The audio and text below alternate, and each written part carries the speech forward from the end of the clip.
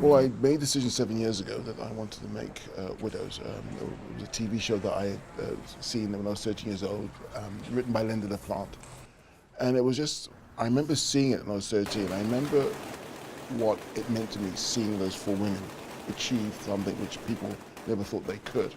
And it had a parallel to my own experience. Being a 13-year-old boy, black guy growing up in London, and I had the sort of similar expectations put on me by others, as these women had, that they wouldn't be able to achieve, or even being thought of achieving what they eventually did.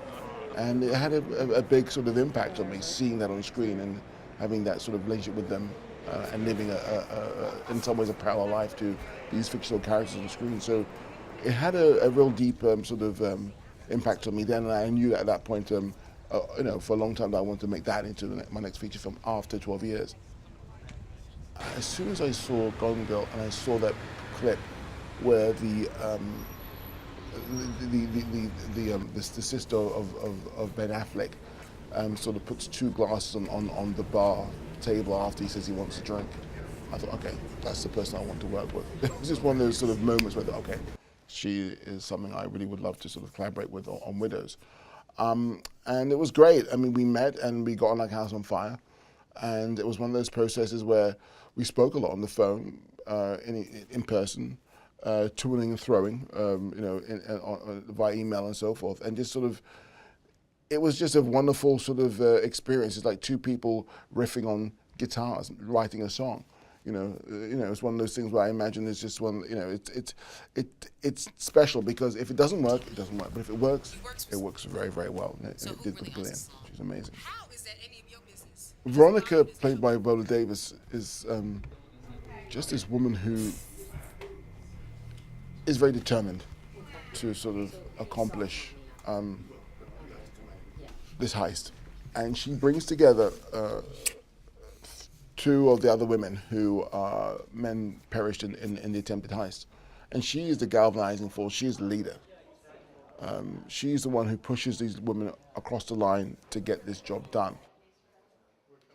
We have Belle, a Cynthia Erivo, who's just astonishing, just a powerhouse.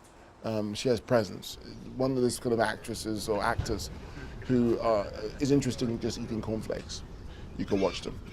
And then there's Alice, played by Elizabeth Debicki, who is just a real kind of, she goes on this amazing journey in the picture from who she was and to sort of a situation where she grows, and to where she gets to the end of the picture, we see a different person. Her experience of this journey has really transformed her. And then we have Linda, played by Michelle Rodriguez, who is, she's a mother of two, and she's a real sort of a lioness in a way, but again damaged. So there's a lot of sort of things going through her head psychologically, but at the same time she has to sort of move forward with this particular sort of project, this mission of sort of regaining, this money. You get a lot of pictures with women characters in them, and I often, when I'm watching a picture like that, I never see the person. I always see the sex, the female. I never see the person. Not to say that they're separated, but one is always put more. It's always put more weight, I feel, on someone's sexuality, rather than who they actually are as a human being, as a person. And that's what I'm very proud of at this picture, that we're looking at these people, these four women as human beings, as well as women. Often with grief, there's a situation of numbness, and to do anything, an activity, some sort of task is somehow beneficial, just to numb the pain. And I think there's a bit of that which is happening with those women once they're sort of accepted that they want to sort of participate in this heist, in this sort of robbery.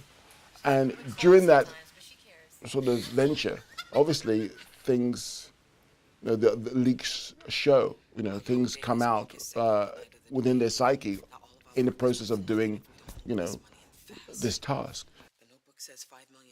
There's a real sort of linear of this sort of, how can I say, family dynasties within politics in Chicago. And all we were doing was illustrating that with the Mulligans. We were working with, of course, Robert Duvall and Colin Farrell, which were just amazing pairing because they really got it. I mean, I spoke to Colin very much about his background and his, father-son relationship, and of course, with Robert being sort of 86 years old and sort of in some ways giving the baton to younger sort of actors.